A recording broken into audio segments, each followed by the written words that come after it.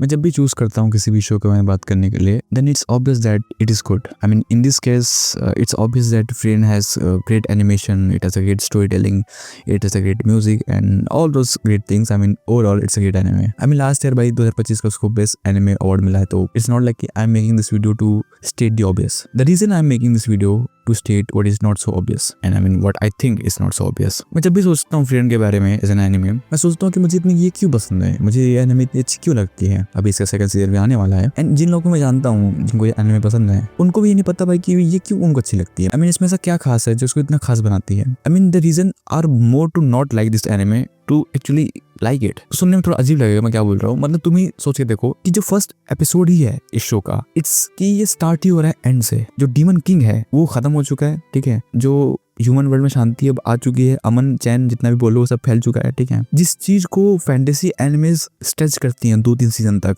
वहां से anime start होती है. मतलब ऐसा भी नहीं कि बस ये हमारा अटेंशन ग्रैब करने का ट्राई करती है, फिर बस अटेंशन रखती है, but we actually enjoy the show. We enjoy the mundane of the show. This show is not about those super characters or like those fights or those power dynamics. वो भी चीज इसमें है, बट वो secondary चीजों की तरह काम करती हैं. The main thing or the main plot of this anime is about an elf doing side quest that we actually enjoy. हमें सुनने में बहुत weird लगता है, बट ये एक्चुअली वर्क करता है. एंड मैं वही सोच रहा था भाई ये इतने अच्छे से वर्क क्यों करता है. बिकॉज इट्स नॉट दैट कि बस वो एक एपिसोड या 2 एपिसोड के लिए रहता है, वो तुम पूरा एनिमे एंजॉय करते हो. मैं तो खुद बहुत एक्साइटेड हूँ उसके सेकंड सीजन के लिए. एंड मैं यही ट्राई करूंगा इस वीडियो में इसी क्वेश्चन को आंसर करने का, that why we like Frieren और why we like Frieren doing mundane things और मंडेन स्टफ. अब ऑफ कोर्स फ्रीडम पर बात करने से पहले मैं स्टूल पर बात करना चाहता हूँ, जिस स्टूल की हम हेल्प लेने वाले हैं, जिस फिलोसोफर की मैं हेल्प लेने वाला हूँ. He is a 20th century German philosopher and continental tradition में बहुत बड़ा नाम, मार्टिन हाइडेगर. स्पेसिफिकली उनका मेन जो वर्क है, उनका जो मैग्नम ओपस है, that is being in time, मैं उसका हेल्प लेने वाला हूँ to decode freedom, to understand freedom and to understand why we actually like it so much. Now the first thing that is very important to understanding whole philosophy or the philosophy in this book of Heidegger is the question about what is being. जब Heidegger पूछते हैं what is being, he is not considered with the specific being like laptop, like tree, like human beings. He is concerned with the general question of being. पेड़, किताब, table, कुर्सी, इंसान, इन सब के होने में कॉमन क्या है? And the answer is होना. होना कॉमन है और हाइडेगर इसी होने को जानना चाहते हैं. नाउ टू अंडरस्टैंड दिस होना, दिस बीइंग, जब हम किसी बीइंग को एनालाइज करेंगे तभी तो हम समझ पाएंगे कि भाई बीइंग होता क्या है. तो वो जिस बीइंग को लेते हैं अपने इस एक्सप्लेनेशन के लिए, दैट इज दासाइन. अब दासाइन क्या बोला है? So Heidegger says that Dasein is the being for the whom the question of being arises. मतलब कि एक रॉक है, एक लैपटॉप है, एक पेड़ है, वो कभी नहीं पूछेगा कि भाई होना का मतलब क्या होता है, फिर बीइंग का मतलब क्या होता है. And the only being that can ask this question is us human beings. So we are Dasein. Dasein का लिटरल मतलब होता है being there, but here we mean the existence of human being. Try to understand that कि it's not equivalent to being a biological human being. नहीं, हमारी जो existence है, मतलब कि ये जो पूछने की जो क्षमता हम रखते हैं, बीइंग मतलब होता क्या है, इसलिए डिजाइन हमको मिला है. इस सेंस में फ्रीडन भले वो एल्फ हो, वो भी डिजाइन होगी because she has all those capacities to ask this question और to ponder about her life. Now the second most important thing is time. Why time? So Heidegger says that it's not that we just exist. We exist in a time. We are a temporal being. हम time को escape नहीं कर सकते हैं.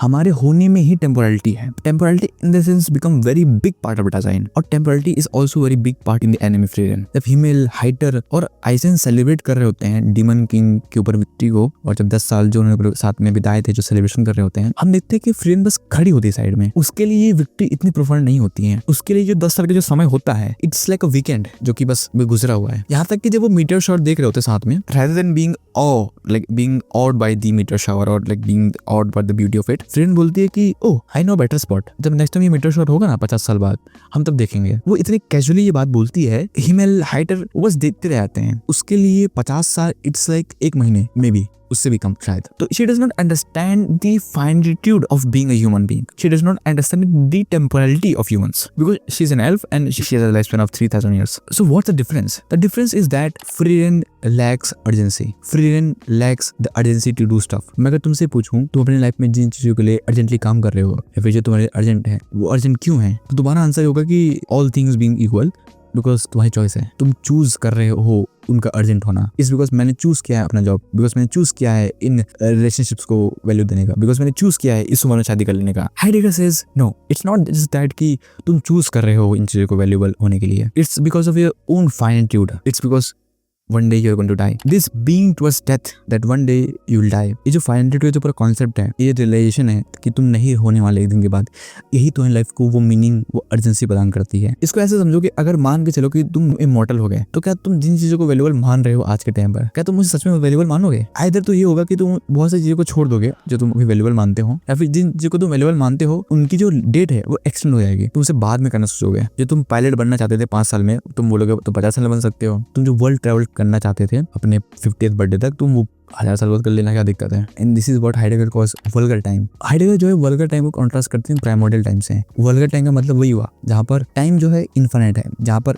जो infinite knows हैं, जहाँ पर जो प्रेजेंट है वो कभी खत्म नहीं हो रहा है, जहाँ पर जो समय हम कॉन्ट्रास्ट नहीं कर रहे हैं कल और आज में, परसों में। यहाँ पर बस समय है as compared to Dasein time जो कि फाइनाइट है, जो कि खत्म होने वाला है, जो कि एक स्ट्रक्चर में काम करता है पास्ट, प्रेजेंट और फ्यूचर में। यही तो दिक्कत है कि फ्री रेंज जो है वल्गर टाइम में जी रही है। This is the reason why Frieren does not have urgency, और why she does not feel the awe, the amazement of things that other feels around her. But तुम्हें से कोई बोल सकता है बट यार कि हाइडेगर ने तो बोला है कि इन्फिनिट टाइम के लिए वो चीज अप्लाई होती है, मतलब जो फ्री रेंज है वो तो इन्फिनिट नहीं है, वो तो 3000 साल जिएगी फिर मर जाएगी, तो loophole. Well not a loophole, वो मेरा मेन आर्गुमेंट है भी नहीं। मेरा main argument why Frieren lack the urgency is not because she has a life span of 3000 year, it's because she has a feeling of an infinite time. अब ये feeling जो है ना कि मैं एक इन्फिनिट टाइम में जी रही हूँ, यहाँ पर समय खत्म नहीं हो रहा है, ये फीलिंग जिस कारण से क्रिएट होती है वो मेन कारण है टू नॉट हैव अर्जेंसी। अगर वो अपने फेलो एल्फ्स के साथ रहती तो मुझे नहीं लगता कि शी विल लैक अर्जेंसी, उसके पास अर्जेंसी होती जो अर्जेंसी हमारे पास है। द रीजन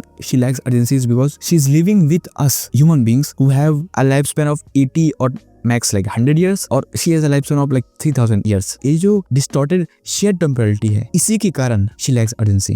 अब तुम में से कोई बोलेगा नहीं भाई शी इज एन एल्फ, तो इट्स सो लॉन्ग, मतलब बहुत लंबा है उसका लाइफ स्पैन, तो of course she is going to live slowly. It's not objective. Suppose एक मच्छर के लिए, अब मच्छर का लाइफ स्पैन 7 दिन का होता है। अब मच्छर ये सोचे कि भाई ये ह्यूमन से बहुत स्लो निकले यार, तो बहुत स्लो काम करते हैं भाई, मतलब तो कैसे ही बोल रहा है मच्छर? नहीं, ऑफ कोर्स नहीं बोल रहा है। उसके लिमिटेड पर्सपेक्टिव से उसके लिए हमारा टाइम इज नियर इन्फिनिट, हम बहुत स्लो काम कर रहे हैं। उसी तरीके से हमको ऐसा लग सकता है कि जो फ्री रेंज है because just because she has a 3000 year old life, उसके लिए चीज स्लो है, ऐसा नहीं है। It is because she is living with people who have very short life span. This distorted temporality causes this. This distorted temporality is a cause of her being non-urgent. और इस distorted temporality को anime में अंदर ही समझ सकते हो। जो eigen का जो कैरेक्टर है, जो कि एक डॉर्फ है, जो ह्यूमन से ज्यादा जीता है बट एल उससे तो बहुत कम जीता है, तो उसका जो इमोशनल जो रिएक्शन है, उसका जो अर्जेंसी है, उसका जो जीत को लेकर या फिर चीजों को लेकर, वो इतना एक्सप्रेसिव तो नहीं है, ठीक है, जैसा हाइडर का है, और वो इतना इनएक्सप्रेसिव भी नहीं है जैसे फ्री रेंज है, बिकॉज वो लाइफ स्पेन वहां पर डिस्टॉर्शन बहुत कम है। डिस्टॉर्शन वहां भी है बट वो बहुत कम है। फ्री रेंज के केस में वो डिस्टॉर्शन बहुत ज्यादा है। कुछ और चीजें हाइडेगर की थोड़ी समझनी जरूरी यहाँ पर। First is care.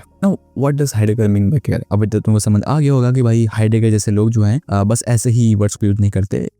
Care, mood, these are very philosophically loaded words and they use in very specific manner. जब हाइडेगर केयर स्वर्ग की बात कर रहे होते हैं तो हाइडेगर का मतलब इमोशनल केयर नहीं होता है कि मैं तुम्हारे लिए केयर करता हूँ, ऐसा केयर नहीं है। Heidegger says that care is fundamental clue to design structure, कि this is what design is, this is how design lives। Care हमारे ह्यूमन एग्जिस्टेंस ये बोल सकते हो, डिजाइन की एग्जिस्टेंस का एक फंडामेंटल स्ट्रक्चर है, एक फंडामेंटल पार्ट है कि तुम बिना केयर के नहीं हो सकते। अब केयर का मतलब क्या है? It's living ahead of itself. जब तुम जी रहे हो, तुम फ्यूचर का सोच के जी रहे हो, तुम जो काम कर रहे हो तुम ऐसे कर रहे हो कि तुम्हारा फ्यूचर है, तुम अपने पास से बर्डन होकर, तुम अपने पास के प्रेजुडिसेस से इन्फ्लुएंस होकर काम कर रहे हो, तुम इस प्रेजेंट में काम कर रहे हो अपने पास से इन्फ्लुएंस होकर अपने फ्यूचर के लिए। तो ये जो समय के साथ या फिर बोल सकते हो कि अपने लिए कंसर्निंग जो क्वालिटी है अपने बीइंग को लेकर जब तुम काम कर रहे होते हो, अभी उसके लिए जो तुम कुछ भी करते हो, यहाँ पर तुम्हारे कोई चॉइस नहीं होती है, तुम कर रहे होते हो बिकॉज तुम वो हो, वो केयर होता है। अब हाइडेगर सेज कि केयर के भी 2 टाइप होते हैं। एक होता है कंसर्न। कंसर्न का मतलब है कि हम कैसे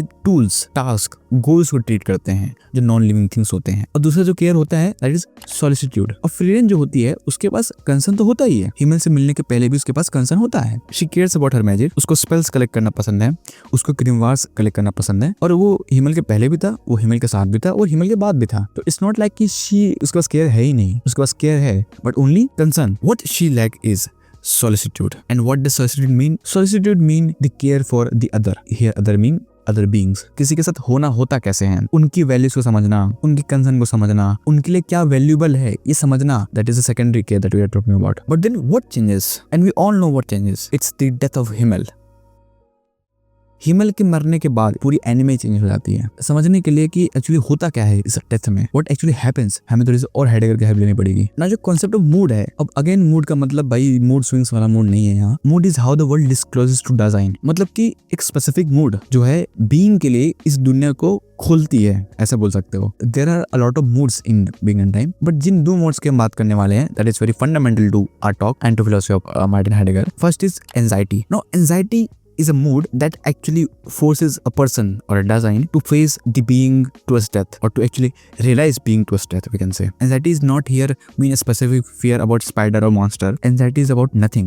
That the life that you're living, that the structure that you are having is very fragile, is constructed, and that you're alone and you have this freedom and that you're going to die. So ये जो बोल सकते हो kind of एक existential जो crisis होता है वही एंजाइटी होती है, जहाँ पर तुम अपने लाइफ के फंडामेंटल एक्सिम्स को चैलेंज कर रहे होते हो, सोच रहे होते हो उसके बारे में। इसी एंजाइटी से निकलती है बीइंग टुवर्ड्स डेथ, या फिर जब तुम रियलाइज करते हो बीइंग टुवर्ड्स डेथ को, फिर कुछ प्रोफाउंड होता है। You become an authentic self और you start to live authentically. अब ऑथेंटिक सेल्फ को समझने के लिए हमको समझना पड़ेगा कि इनऑथेंटिक क्या होता है। इनऑथेंटिक को समझने के लिए हाइडेगर एक और वर्ड का यूज करते हैं, दैट इज एनी मैन और डाज मैन। एनी मैन या फिर डाज मैन का जो कॉन्सेप्ट है वो ऐसा है कि सोसाइटी के द्वारा दिए गए रूल्स को एज इट इज अपना लेना, जो ढर्रे चल रहे हैं, जो रूल्स तुमको दिए गए हैं उनको बिना क्वेश्चन किए बस अपना लेना और बस टाइम को, लाइफ को बस होने देना। यहाँ पर तुम्हारा खुद का कुछ विल नहीं है, यहाँ पर तुम्हारा खुद का कुछ कंसर्न नहीं है, जहाँ तुमको कुछ लेना देना नहीं है, बस चीजें घट रही हैं, यहाँ पर तुम अपनी लाइफ को ओन नहीं कर रहे हो। This is what an inauthentic life looks like. और वही इनऑथेंटिक लाइफ जो है फ्रेन जी रही होती है। पर जब हिमल मरता है तब एंजाइटी हिट नहीं करती है फ्रेन को, कुछ और चीज हिट करती है, दैट इज ग्रीफ। अब हाइडेगर की फिलॉसफी में ग्रीफ एक्चुअली एक सेकेंडरी मूड है, वो फंडामेंटल नहीं है एंजाइटी की तरह। बिकॉज हाइडेगर का मानना है कि एंजाइटी में होता ये कि तुम्हारी डेथ को तुम खुद रियलाइज कर रहे होते हो और तुम्हारे लिए कोई और नहीं मर सकता। तुम्हारी डेथ का रियलाइजेशन तुम्हारे लिए और कोई नहीं कर सकता, तुम्हें खुद को करना पड़ेगा। But here I think in this case और इन दिस फ्रीडम केस और this anime shows us that no, grief is actually powerful और grief is such powerful that grief acts like a proxy to anxiety. जब Himmel मरता है तो जिस कारण से फ्रीडम अपनी बीइंग टुवर्ड डेथ को नहीं देख पा रही थी, इस कारण से वो अपनी फाइनाइट को रियलाइज नहीं कर पा रही थी, जिस कारण से वो फील कर रही थी कि वो नियर इन्फिनिट टाइम में जी रही है, इस कारण से वो वल्गर टाइम में थी, that is because of a distorted shared temporality. वो ब्रेक होता है। जब हिमल मरता है तब वो रियलाइज करती है कि oh shit, she knew that human lives are short but she still does not try to learn about Himmel. तब चीज बदलती हैं। और यहाँ पर जो ग्रीफ होता है it act as an call for conscious, कि वो एक्चुअली रियलाइज कराता है फ्रीडम को what is actually happening, the way she was living और the way she was treating Himmel, the way she was seeing her relationship with Himmel, उसमें दिक्कत क्या थी करके। And the whole anime is about freedom learning this solicitude, freedom learning about how to value other people. मैं numerous example ले सकता हूँ इस बात को साबित करने के लिए। पहला एग्जांपल तो हम इसी से ले सकते हैं कि जब वो फन के साथ होती है, ठीक है, तो वो एक स्टैचू को क्लीन कर रहे होते हैं, ठीक है, जो कि हिमल का स्टैचू होता है। जो आंटी होती है वो बोलती है कि मुझे इसके अराउंड फ्लावर चाहिए, और फ्लावर अच्छे लगेंगे करके। एंड फ्रेंड को पता है कि जो ब्लू मून वीट जो फ्लावर है वो बहुत पसंद है हिमल को। वो महीने लगा देती है उस फ्लावर को खोजने के लिए। So not because she want to replicate that flower alone, वो बस कारण नहीं है, सिर्फ कंसर्न नहीं है यहाँ पर सॉलिसिट्यूड भी है कि मैं इसलिए कर रही हूँ वो काम बिकॉज उसके लिए इंपॉर्टेंट था। किसके लिए इंपॉर्टेंट था? जिसको मैं वैल्यूबल मानती हूँ। जब फ्रेंड ट्राई करती है ज्वेलरी सेलेक्ट करने के लिए फन के लिए, तो उसको नहीं पता कि फन को क्या अच्छा लगेगा, बट शी डज दैट। वो फन का बर्थडे सेलिब्रेट करती है। जब स्टार का बर्थडे होता है तब वो बड़ा सा हैमबर्गर स्टिक बनाती है जो कि ग्रीसी है, जो कि बहुत बड़ा है और उसको इतना कुछ खास लगता नहीं है, वो फ्री बनाती है। क्यों? बिकॉज एक रिचुअल है। बिकॉज यही सेम चीज आइजन बनाया करता था उन लोगों के लिए। आइजन क्यों जरूरी है? न सिर्फ इसलिए आइजन जरूरी है बिकॉज वो स्टार का गुरु है, बिकॉज आइजन उसका फ्रेंड है। और ये जो रिचुअल है जो चल रहा है बर्थडे में, ये इसलिए इंपॉर्टेंट है बिकॉज उसके दोस्त उसके लिए करते थे ये चीज। You see what I am trying to convey here. Mage exam के दौरान जब फ्रेंड का जो मैजिक स्टिक होता है, क्या बोलते हैं, बॉन्ड बोलते हैं ना उसे, हाँ, वो टूट जाता है, तब फ्रेंड बोलती है कि तुम नया खरीद लो ना, कि वो तो पुराना हो गया था। फन जो है बहुत गुस्सा हो जाती है उसके ऊपर, बिकॉज ऑफ कोर्स वो बॉन्ड जो है हाइडन ने उसको दिया था और उसमें बहुत ही इमोशनल चीजें इन्वॉल्व है, ठीक है। फन इस चीज को रियलाइज करती है ये उसके नेचुरल नहीं है, वो बार बार लर्न करती है चीजें, वो एक्सेप्ट करती है कि yes it is valuable for someone that I value, और वो उस चीज को बनवाने के लिए जाती है और वो बनवा के फिर देती भी है फन को। बहुत प्यारा एग्जाम्पल है कि खासकर वो जब सनसेट वाला जब एपिसोड चलता है और सच में देखा जाए तो फ्रेंड बोलती भी है कि मुझे सच में जो सनसेट है इतना पसंद नहीं है, फिर इतना कुछ खास नहीं है, मैं बार बार देख सकती हूँ, ठीक है, बट ये इसलिए वैल्यूएबल है बिकॉज ये उनके लिए वैल्यूएबल था जो मेरे लिए वैल्यूएबल थे। ये जो चेंज है ना कि अब जो तुम काम कर रहे हो या फिर जो चीजें तुम पहले ऐसे टास्क कर रहे थे, अब वो काम तुम इसलिए कर रहे हो बिकॉज वो काम उनको पसंद है जो तुमको पसंद है। एंड यही तो है ऑथेंटिक लाइफ, यही तो है ऑथेंटिक लिविंग, कि तुम ऐसे जी रहे हो कि तुम अपनी एग्जिस्टेंस को ओन करते हो। ऑथेंटिक जीने का मतलब ये नहीं कि तुमको कुछ प्रोफाउंड कर देना, तुमको कुछ क्रेजी कर देना, ये नहीं है प्रोफाउंड का मतलब। प्रोफाउंड का मतलब है कि मैं समझता हूँ, मैं जानता हूँ, मैं समझती हूँ, मैं जानती हूँ कि माई लाइफ इज फाइनाइट, मैं एक दिन मर जाऊंगा and I still have this life, I still have choices to make, and तब मैं जो चॉइसेस मेक करूंगा